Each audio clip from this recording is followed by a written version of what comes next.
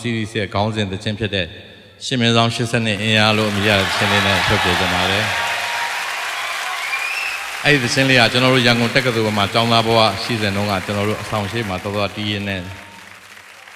ရေးဖြစ်ခဲ့တဲ့သချင်းလေးပါ။သချင်းသွင်းပြီးစီရီထုတ်ဖို့မရည်ရွယ်ခဲ့ပေမဲ့နောက်ဆုံးကတော့စီရီခေါင်းစဉ်သချင်းဖြစ်ခဲ့ရပါတယ်။ကျွန်တော်တို့တငယ်ချင်းတစုပိုင်ဆိုင်တဲ့သချင်းလို့လည်းကျွန်တော်သဘောမှတ်ယူပါတယ်အဲ့ဒီသချင်းလေးကိုမူရင်းသချင်းလေးကကချင်သချင်းဖြစ်ပါတယ်အဲ့ဒီသချင်းကတည်ရည်သူကကိုခေါ်ရမ်ဖြစ်ပါတယ်ဆိုတော့သူသချင်းပေါ်မှာကျွန်တော်တို့ဗမာစာသားပြန်ရေးထားတာဖြစ်ပါတယ်